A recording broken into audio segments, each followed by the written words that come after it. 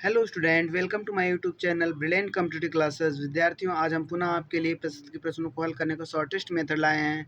यदि आप computer exam की तैयारी कर रहे हैं तो यह वीडियो आपके लिए अत्यंत उपयोगी होने वाली है। तो प्रश्न देखते हैं। एक छात्रावास में 800 लड़के रहते हैं। 75% लड़के हॉकी तथा 50% लड़के फुटबॉल खेलते हैं। यदि प्रत्येक लड़का हॉकी अथवा फुटबॉल अथवा दोनों अवश्य खेलता हो तो कितने लड़के दोनों खेल खेलते हैं? तो हम इसे वेन डायग्राम से लगाते हैं। तो 75% लड़के जो है हॉकी खेलते हैं, ये हॉकी वाले हैं। और फुटबॉल जो है 50% लड़के खेलते हैं। तो इसमें कुछ लड़के ऐसे भी हैं जो दोनों खेल खेलते हैं, तो उनका परसेंट क्या होगा जो कॉमन है? इसके लिए हम जो है इन दोनों को ऐड करके इसमें से -100 कर देते हैं, 100%। तो यहाँ पे 75% और प्लस 50% और -100%। तो यहाँ पर आ जाएगा 25%। तो 25% लड़के दोनों खेल खेलते हैं। तो 800 का हम 25% निकाल देते हैं, दोनों खेल खेलने वाले लड़कों की संख्या। तो 800 का 25%, ये परसेंट हटा दें, 0। 8 25 40, 8 दूनी 16 और 4 20। इस प्रकार 200 लड़के दोनों खेल खेलते हैं। तो ऑप्शन सी जो है सही होगा। अब आते हैं अगले प्रश्न पे। एक प्रेक्षागृह की सीटों की संख्या में 25% की वृद्धि कर दी गई है और उसके टिकटों के कीमत में भी 12% की वृद्धि कर दी गई है। तदनुसार उस प्रेक्षागृह की आय में कितने परसेंट वृद्धि हो जाएगी? तो देखिए दोनों जगह वृद्धि हो रही है, 25% की एक बार 12% की। तो आय में कितने परसेंट वृद्धि होगी, इसको हम x मान लेते हैं, इसको y। इसके लिए ट्रिक यूज़ करते हैं, x प्लस वाई और प्लस, क्योंकि दोनों पॉजिटिव है तो यहाँ पर प्लस रहेगा, और एक्स वाई बाई 100 इतना परसेंट की वृद्धि होगी। तो अब हम इसमें वैल्यू रखते हैं 25 और प्लस 12 और प्लस 12 गुणे 25 बाई 100। इसको सॉल्व करते हैं। तो यहाँ पर देखते हैं 25 चौको 100, 4 3 12, और इसको जब सॉल्व करेंगे तो ये वैल्यू आ जाएगी 25 12 37 और 3 40%। तो इस प्रकार 40% प्रेक्षागृह की आय में वृद्धि हो जाएगी। अब आते हैं अगले प्रश्न पे। तो 40% इसका सही ऑप्शन है, जो कि ए वाला है। अब आते हैं अगले प्रश्न पे। यदि एक घन का प्रत्येक सिरा 50% बड़ा कर दिया जाए तो उसकी सतह का क्षेत्रफल कितने परसेंट बढ़ जाएगा? तो देखिए, आप क्षेत्रफल की बात हो रही है तो हम यही फार्मूला फिर यूज़ करेंगे, x plus y plus x y by 100। तो यहाँ पे हम यूज़ करते हैं, क्योंकि x और y दोनों जो है 50 ही होंगे, क्योंकि घन की प्रत्येक भुजा बराबर होती है। तो 50 और प्लस 50 और प्लस 50 इंटू 50 बाई 100, 25 आ गया। इसको हम ऐड करेंगे तो कुल मिला के 50%, 50% और 25%, 125%। तो उसकी सतह का क्षेत्रफल जो है 125% बढ़ जाएगा। अब आते हैं अगले प्रश्न पे। यहाँ पे ऑप्शन ए सही होगा। अब आते हैं अगले प्रश्न पे। यदि एक गोलक की त्रिज्या 50% की वृद्धि कर दी जाए तो उसके आयतन में कितने प्रतिशत की वृद्धि होगी? तो आयतन की बात किया गया है, तो पहले हम क्षेत्रफल में वृद्धि निकालेंगे। ये तो x होगा और y भी इसी को मानेंगे। तो इसके लिए हम पहले दो विमाओं में प्रतिशत वृद्धि निकाल लेते हैं, इसके बाद तीन विमाओं या आयतन में प्रतिशत वृद्धि निकालेंगे। तो दो विमाओं में प्रतिशत वृद्धि या क्षेत्रफल में वृद्धि कितनी होगी, उसके लिए हम इसको x प्लस वाई और प्लस एक्स वाई बाई 100, दो विमाओं में प्रतिशत वृद्धि हम निकाल रहे हैं पहले 25, और ये 50% है, 50% और 25%, 125%। तो 2 विमाओं में प्रतिशत वृद्धि इतना होगा, लेकिन हमें आयतन में निकालना है, अर्थात 3 विमाओं में प्रतिशत वृद्धि निकालना है। तो इसके लिए हम इसको अब x मानेंगे और 50 को जो है y मानेंगे। तो 125 और प्लस 50 x प्लस वाई और प्लस 125 इंटू 50/100। 50 दूनी 100, 2 छक्के 12, 2 दूनी 4, 2 पचे 10। यहाँ पे ऐड करेंगे तीनों 125%, 50% और 62.5%, तो आएगा 237.5%। तो इस प्रकार आयतन में 237.5% की वृद्धि हो जाएगी। अब आते हैं अगले प्रश्न पे।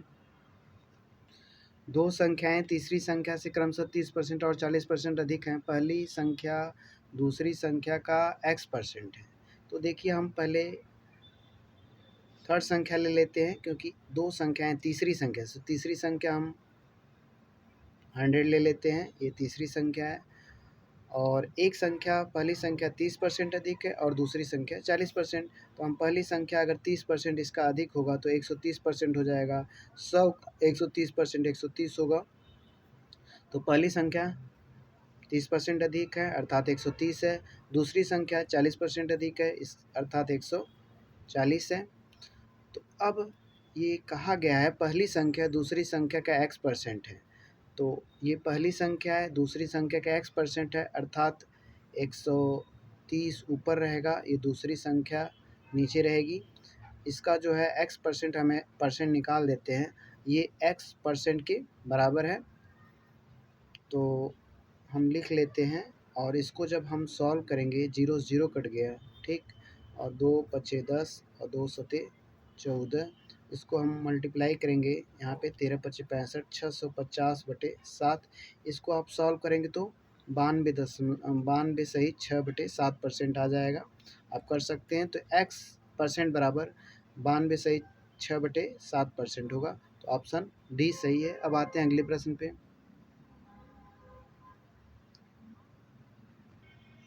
एक संख्या के 75% में 75 जोड़कर योगफल उस संख्या के बराबर हो जाता है, तो अनुसार वह संख्या कितनी है। तो संख्या तो 100% मान लेते हैं, 100% ही होगा, लेकिन संख्या का अगर 75% में 75 जोड़ दिया जाता है तो वह संख्या आ जाती है, अर्थात 100% आ जाता है। यह संख्या है, यह नंबर। तो अब जो है अगर मैं 75 को इधर लेके जाऊंगा तो आ जाएगा 25%, और जो कि 75 के बराबर है। ये 75 यहीं पर रहेगा और ये इधर जाएगा तो माइनस हो जाएगा। तो 25%, संख्या का 25% 75 है। तो अब हम इसको 100% निकालते हैं, अर्थात संख्या।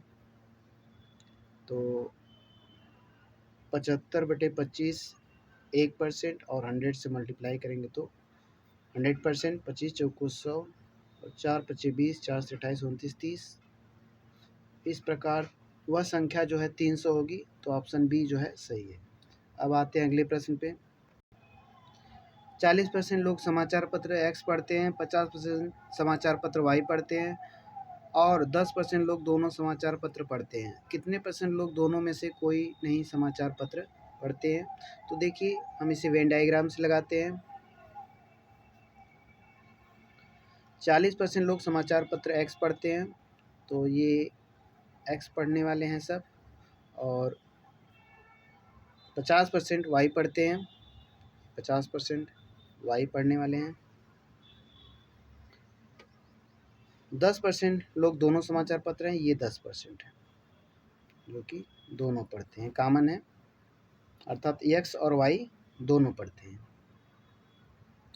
कितने % लोग दोनों में से कोई नहीं समाचार पत्र पढ़ते हैं। देखिए ये अगर निकालना है केवल X पढ़ने वाले, अर्थात इधर होगा, तो केवल X पढ़ने वाले, X समाचार पत्र पढ़ने वाले 40% में से हम 10% घटा देंगे तो ये जो हो जाएगा 30% आ जाएगा। कहा जाए कि केवल X समाचार पत्र पढ़ने वाले का परसेंट तो 30%, और केवल Y पढ़ने वालों का परसेंट निकालना तो 50 में से 10 घटा दीजिए 40%, और ये 10% है।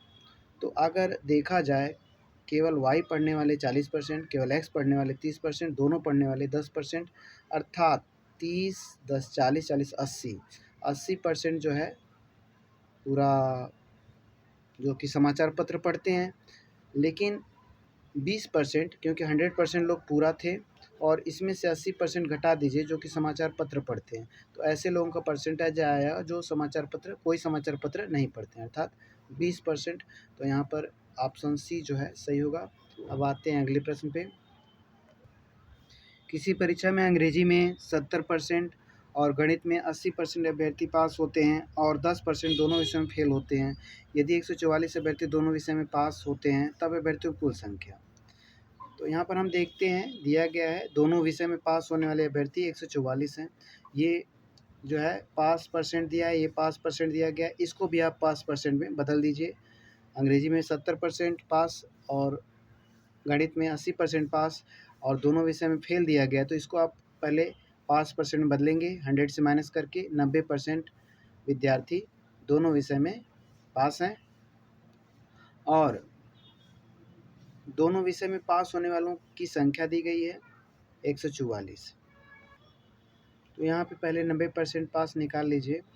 दोनों विषय में पास होते हैं और इनका परसेंट निकालने के लिए आप पास परसेंट और ये पास परसेंट हमने बना लिया, 10 को 100 में से माइनस करके 90% बना लिया। तो दोनों विषय में पास होने वाले परसेंट अगर निकालना है आपको तो इन दोनों को ऐड करके ये 90 माइनस करना पड़ेगा, ठीक।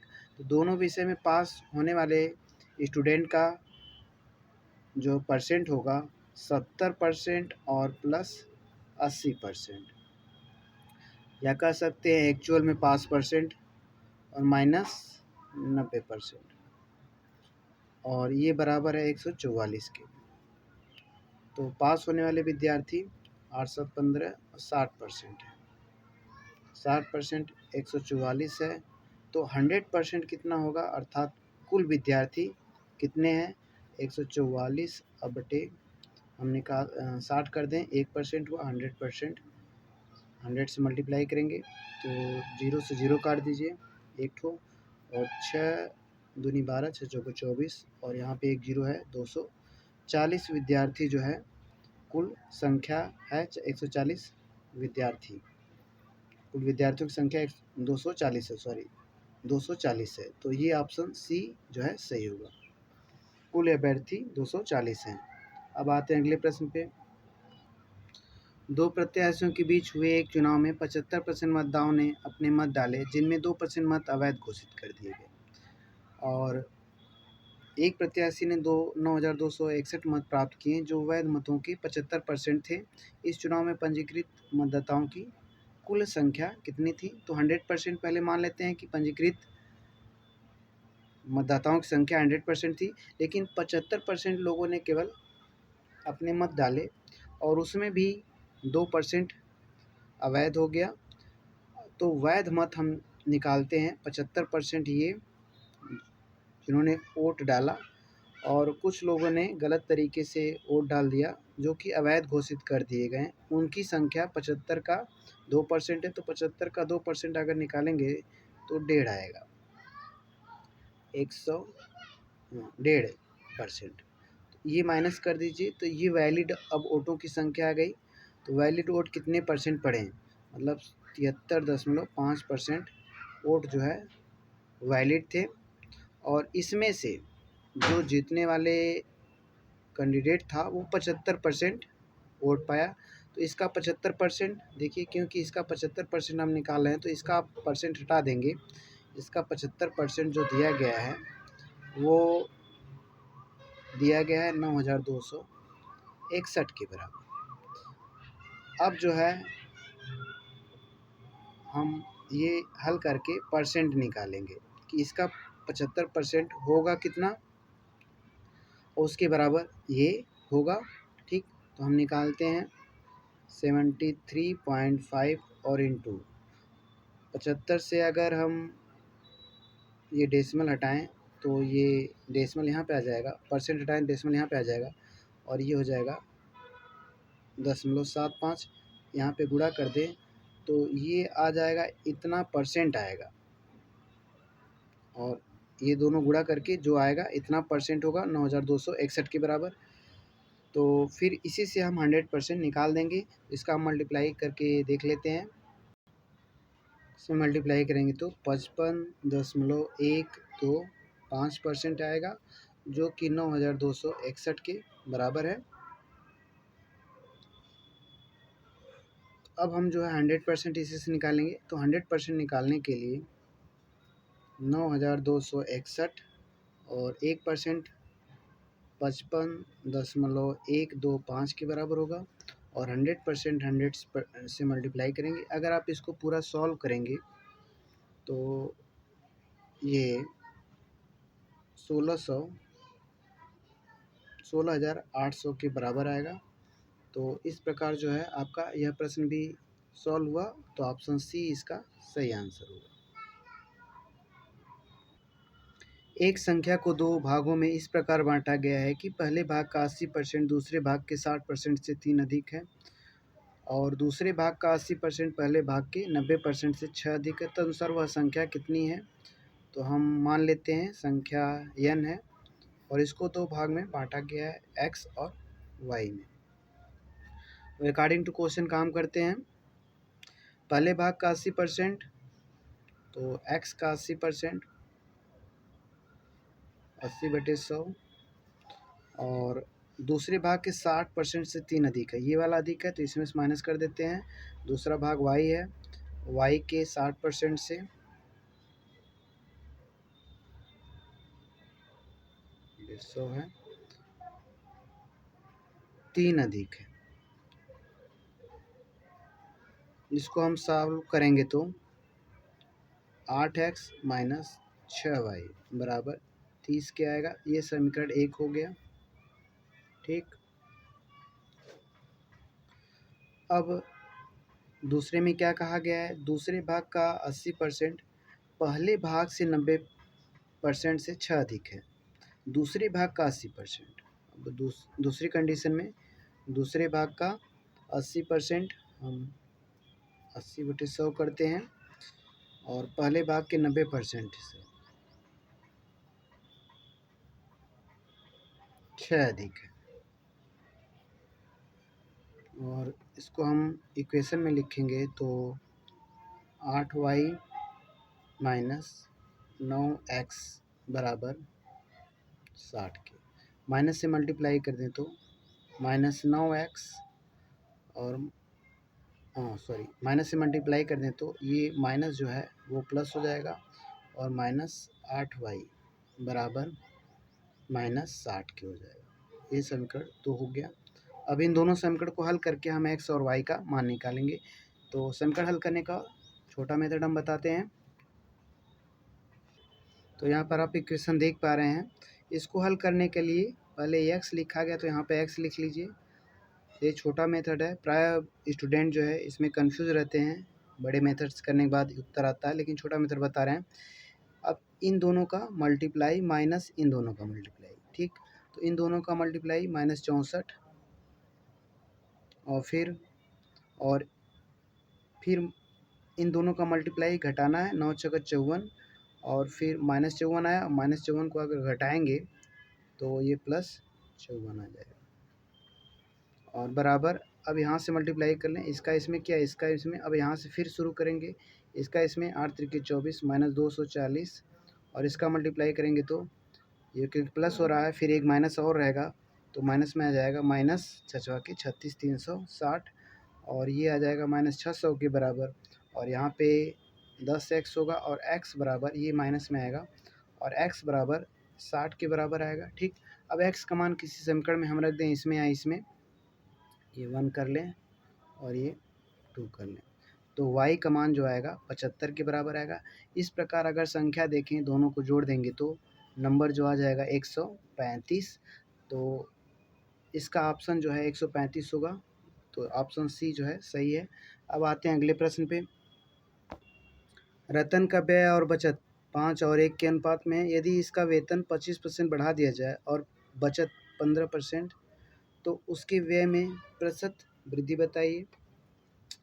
तो देखिए, हम आय ले लेते हैं, और 5 1 6 6 के गुणांक में लेंगे।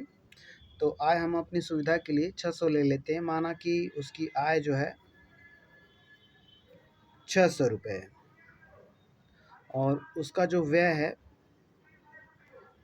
व्यय देखेंगे तो 500 तब होगा, 5 और 1 के अनुपात में है। व्यय और बचत का अनुपात है, तो आय में अगर व्यय 5 किया जाए, 5 है और बचत जो है 1 है, तो 600 को अगर इस अनुपात में बाँटेंगे तो व्यय आपका 500 और बचत ₹100 होगी।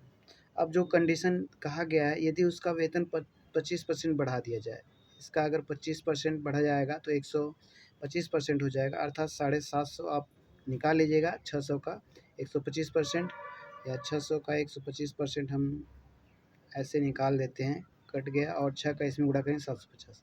तो अब जो इनकम 750 हो गई। अब कहा गया बचत 15% हो और बचत जो है 15% को बढ़ाया जा रहा है, बचत जो है 115 हो गई, क्योंकि 15% बढ़ाया जा रहा है बचत को, तो बचत ₹100 थी तो अब ₹115 हो गई। अब जो है व्यय निकालेंगे, अगर ₹750 इनकम है और बचत इतना है तो व्यय घटा के निकाल सकते हैं। 750 में से हम 115 घटा देंगे, 10 में से 5 घटाएंगे 5 और 4 में से घटाएंगे 3 और 7 में 635, तो यहाँ पे 635 आएगा। अब पूछा गया है व्यय में प्रतिशत वृद्धि, 500 पहले व्यय था, अब 635 हो गया, तो व्यय में प्रतिशत वृद्धि क्या हो जाएगी? यहाँ पे 135 बढ़ा है, तो पहले हम प्रतिशत वृद्धि बढ़ा हुआ मूल्य 500 से अगर 635 हुआ तो वृद्धि 135 हुई है, जो मूल वैल्यू लिखते हैं तो 500, अब फार्मूला याद होगा आपको, और इंटू 100, ये प्रतिशत वृद्धि निकालने का फार्मूला है। बढ़ी कीमत बटे मूल मान और गुणे 100, 0 0 कट गया, और 5 दूनी 10 और 5 सत्ते 35, इस प्रकार 27% जो है व्यय में वृद्धि होगी, तो ऑप्शन डी जो है सही है। अब आते हैं अगले प्रश्न पे। तो देखिए, यदि एक सिलेंडर की त्रिज्या 50% कम कर दी जाती है और ऊंचाई 50% बढ़ा दी जाती है तो आयतन में कितना परिवर्तन होगा? तो पहले हम सिलेंडर की 2 विमाओं में प्रतिशत कमी देखते हैं, निकालते हैं, क्योंकि त्रिज्या में 50% कम कर दिया जाता है। ठीक, तो हम पहले सिलेंडर की 2 विमाओं में प्रतिशत कमी निकालते हैं, इसी को x मानेंगे और इसी को y मानेंगे। तो 50 माइनस में है क्योंकि कमी हो रही है, और फिर यहाँ प्लस होगा क्योंकि सेम साइन है, और 50 गुणे 50 और बटे 100 दूनी 125, तो देखा जाए तो माइनस 75% की कमी हो रही है 2 विमाओं में। और फिर तीसरी विमा अर्थात आयतन में जो है कितना परिवर्तन होगा, ये 50% बढ़ा दी जाती है ऊंचाई, अब यहाँ पर ये x लेंगे और ये y लेंगे, तो -75 और प्लस 50%, और फिर डिफरेंट है तो माइनस यूज़ करेंगे, 75 और गुणे 50 बटे 100, 50 दूनी 100, 2 तिहाई 6, 2 सते 14, 2 पच्ची 10, इसको सॉल्व करेंगे, ये 25 और फिर ये ऐड कर लेंगे, क्योंकि इसको सॉल्व करेंगे तो 25 आएगा, वो भी -25, और फिर इसको जो है 37.5 हल करेंगे इसको, तो यहाँ पर आएगा 62 -62.5%। तो परिवर्तन जो हो रहा है देखा जाए तो आयतन जो है 62.5% कम हो जा रहा है, तो अगर परिवर्तन देखा जाए तो 62.5% का परिवर्तन हो रहा है, क्योंकि बढ़ भी सकता है, कम भी हो सकता है, अगर प्लस रहता तो बढ़ जाता, लेकिन आयतन जो है 62.5% की आयतन में कमी हो जा रही है, तो ये 62.5 आएगा। अब आते हैं अगले प्रश्न पे। जब एक संख्या का 60% किसी अन्य संख्या से घटाया जाए तो दूसरी संख्या घटकर अपना 52% रह गया